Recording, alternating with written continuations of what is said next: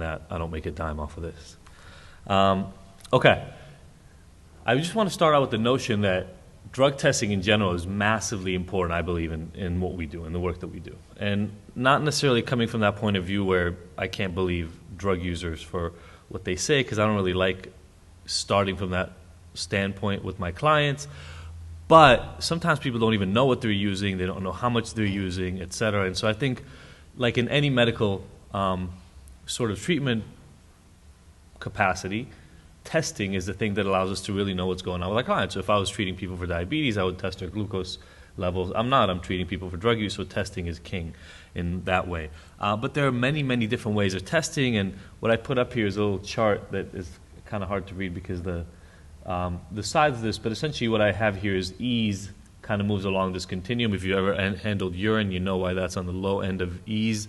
But then, the time window within which you get to catch, quote unquote, any metabolites actually moves in this direction. So breathalyzers work for a very short period of time, all the way to your analysis. And actually, if I would have put hair analysis on here, it would be even longer. And then you have the temporal specificity. Along with that long time window, one of the things that is not all that great about, let's say, your analysis is you don't know when the substance use happened.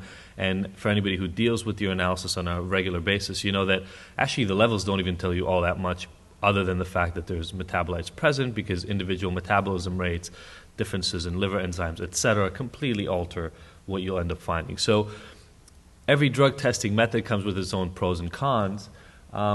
And one of the things actually that I didn't put on here that is very important are the kinds of drugs that you can actually analyze. So breathalyzers, as of right now, are only relevant for alcohol. Your analysis out of the three that I present here is the most comprehensive in terms of the metabolites that you're able to discover. The reason that was the last important part to go back to is, we talked about this before the presentation with some of you, and we focus a lot on drug use and methamphetamine use or opiate use. We talk a lot about overdose deaths, especially in the United States, for prescription drug use, moving on to opiates. To heroin, but if you look at the overall picture, again, really hard to read the text over here, this says alcohol right here, and we have 88,000 estimated annual deaths from alcohol abuse. Compare that to essentially all other drug overdoses, and you're dealing with something closer to about 35,000, so less than half as many deaths from essentially all other drugs. You look at opiates, which we've started caring a lot about, and it's literally about 1/6 of the amount of deaths that we have from alcohol. And so even though other drugs are monumentally important in the overall picture, when it comes to some of the human costs, I think alcohol is still the big hitter in almost every country that I know of. And so I want to focus a little bit specifically on that. My IOP center, without a doubt, 80% of the clients that we see are primarily coming in for alcohol. Oftentimes there's tangential drug use along with that, but the primary presentation is often for alcohol. When we look at testing, the setting is also massively important. We had a presentation on a bunch of different treatment settings. If you're in criminal justice, one use and you're out. So you're breaking probation or parole, and the indication, you don't care about temporal specificity or any of those sorts of things. You just want to make sure that there are metabolites present. If there are metabolites present, you've broken the rules and go back to jail, don't collect $200 on the way in. And that's important for that. Thank you. That's important for that specific setting. Let's say if we go into residential, your analysis can give us those urine cups that do a relatively, if you use a 13-panel cup or something along that line, a pretty comprehensive immediate test. Very important to do a confirmatory analysis with that, right? Because we know we can get a good number of false positives and or negatives. Breathalyzers are sometimes used, but really when you think about it in a monitored setting, not all that important, because much harder for people to sneak in drug use while they're in that setting. Not impossible, but harder. I'm going to focus on outpatient treatment. You're probably not surprised because that's what I do for a living now. So that's where I'll put my focus. But in an outpatient setting, we run into a problem. We don't see our clients all the time. We see them 2 to 3 times a week. So there's a testing window, and your analysis can miss many, many of the drugs. Saliva testing can absolutely miss because it gives you about a 24-hour window. Breathalyzers, for the most part, have been considered to be impractical, because when you see somebody 2 to 3 times a week, they come in. I mean, you have to be pretty hard up to drink alcohol an hour or two before coming into treatment, and that's all the breathalyzer was able to catch. But I'm here to talk about a different way of doing this and update some data that I showed last time, because there is another way. You know, we're in the age of technology, as I'm sure all of us know, as we're taking pictures on our phones and checking Twitter while I talk.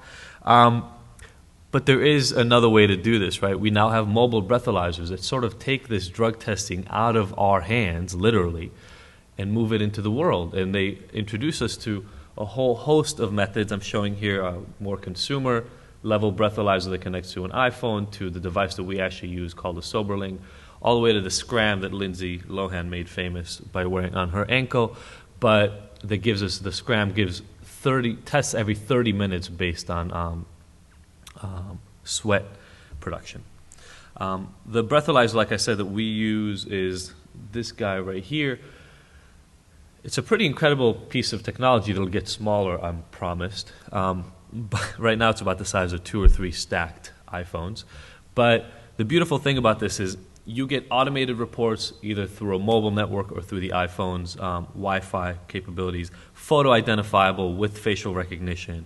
It gives you blood alcohol level, which I think is much more important than whether or not somebody drank. It's actually important to have some sort of BAC level. And for outpatient settings, no office visit required, which has been incredible for what we've been able to do, because we can give this to clients to carry, and they give us 3 to 4 readings a day, and I'll present some data on that. This is a version of the software where you get to set somebody's testing schedule. You get to decide whether or not you want them to have to retest if they test positive for alcohol, these kind of things that are really, really cool in an outpatient setting especially. It's also GPS equipped. I'm just waiting for the day where there will also be an add-on module that tells you if they're home or work or in a place they specifically told you is one of their favorite bars, etc. We're not quite there yet. Okay, let's go to actual data though, because I have absolutely zero stake in Soberlink as a company. There are other devices that do a similar thing. But a study in 2011, or published in 2011, looked at this within a criminal justice setting using 4,000 offenders. And you look at breathalyzer tests, they came back 99.4 alcohol-free. Among the people who did test positive at every given point in time, 2/3 only tested once positive. Why? They tested the technology, they found out that it will catch them, and they stopped because they didn't want to go to jail or prison. Almost nobody, I mean literally within this population, 20% of people testing multiple times positive for alcohol, and you're looking at 2 tests, 3 tests out of an entire period of probation. Pretty incredible when you think about it. Transdermal testing came back actually 78% substance free. And when you think about that, part of that has to do with the higher level of accountability, right? So the transdermal testing tests at 24 hours, 7 days a week. So one of the things that shows us is one of the limitations probably with breathalyzer testing, and that is unless you're testing literally every hour, there is a window for people to use, and I'll talk about that a lot more in an actual outpatient setting, because like I started out saying, setting is a really important part of this picture. Criminal justice clients are highly motivated not to fail tests. This is almost akin to physician treatment for substance abuse, right? High success rates. Why? Because people don't want to lose their board license, and so they follow through much more significantly. You'll do, I mean, I can tell you this from personal experience, you'll do almost anything in the world to avoid that place, especially after you've seen it once and you don't want to return to it. That also means that they're motivated to cheat, so that's where we have that 20% difference, because if you're gonna be very motivated to, if you drink, make sure that you drink within the windows that are allotted using a breathalyzer. These are finding in an outpatient setting, not including us. This compares self-reported drinking episodes, urinalysis for ETG/ETS testing, and the cellular photo kind of technology. 98.9, virtually every self-reported drinking episode was confirmed by a breathalyzer. Only 2% of those were actually caught, quote unquote, using urinalysis because of the time window. If anybody knows anything about ETG testing, you get about a 72 to 80 hour window or so, but now we're getting more and more evidence that it's actually more like 48 hours. So horrible sort of horrible accuracy, horrible validity there, right, in the urinalysis version of this. Again, the thing that's important to note in this is all based on self-reported drinking. So the question was, okay, we're going to test you, did you drink or not? And then here's a breathalyzer, and oftentimes people knowing that they're about to be tested would tell the truth. I'm going to show much more comprehensive data. This is not a huge sample size. We're talking about 40 participants, but it's a whole slew of testing because we're talking about something like a year of 3 times a day testing across numerous clients. So I'm going to break down, I know there's a lot of data on here, and I'll break this down a little bit. So here's my overall sample, here's my abstinence clients versus my moderation clients, and one of the things that I think is important, or was important for me in looking at the data about whether this is a technology I want to use is it a valid measure of drinking? So there are some things that I'll point out along the way here. So again, all our clients start with 3 times a day testing. After they do well for a specific period of time, we might reduce that to 2 times a day, morning and evening. I have a pretty high-functioning group, so not a lot of day drinking in my group, but it happens. I excluded 4 clients that had 2/3 of their tests missing. My reasoning was that means they took less than 1 test per day. I actually think 1 test per day is a pretty good assessment because most of my clients, once they, and I think those of you who deal with alcohol on a pretty regular basis, once they start drinking, typically they have a really hard time stopping, so even 1 breathalyzer per day will discover drinking. You don't need 3 or 4 tests a day. But if they didn't take at least once a day, I excluded them. So again, this is an outpatient, private pay, no mandated population. I want you to keep that in mind. 2/3 of the tests that are submitted are alcohol-free. The other third is primarily missing, by the way. It's not showing alcohol use. And even though oftentimes it's easy to kind of jump to conclusions and assume that those missing tests were all positive, I can tell you that a lot of these are sort of early morning tests and middle of the day tests. So without a doubt, I will promise you that some of those 33%, we're looking at 32.93% missing, some of those for sure were positive. I can guarantee that. I don't have really good data on which that is, and I'm going to work harder and harder on trying to uncover that. But that literally leaves us with about 2% positive tests out of tens of thousands of tests that we've done at this point.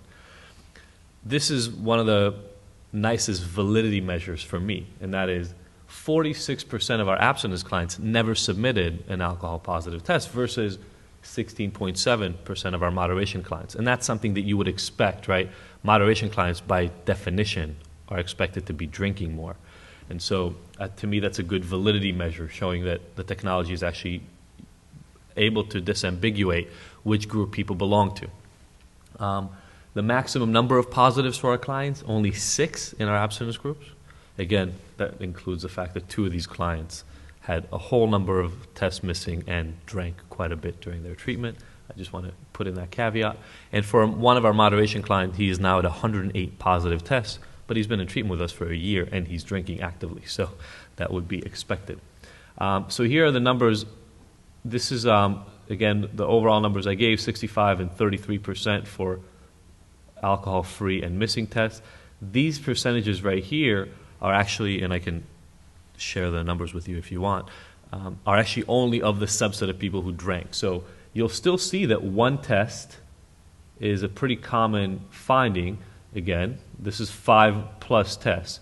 Among the people who drink, about half of them overall in our sample are providing a large number of positive tests, but that is coming solely from my moderation group. So you'll see in the moderation group, 2/3 of my clients who are in the moderation group give 5 or more positive tests, as expected because they are active drinkers. In the abstinence group, only 7% of clients provided 5 tests or more over an entire period of treatment.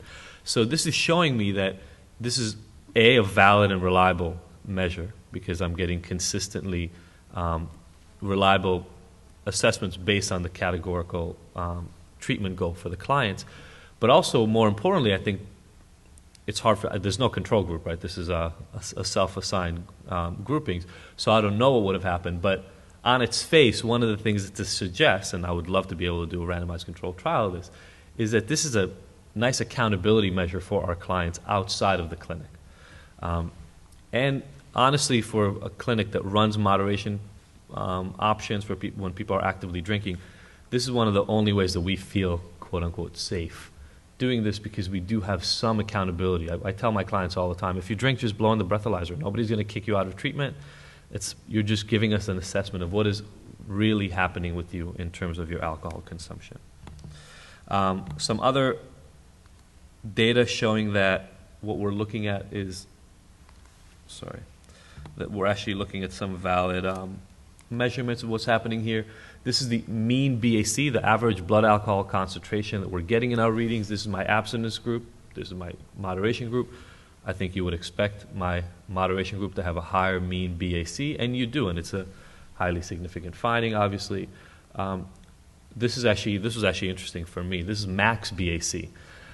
This one, I guess my original hypothesis was that my abstinence group would actually have a higher maximum BAC, because my thinking was following the abstinence violation syndrome, that people who are seeking abstinence but relapse will end up drinking at excess more than moderation clients who are actually, quote unquote, allowed to drink and end up relapsing. I was wrong.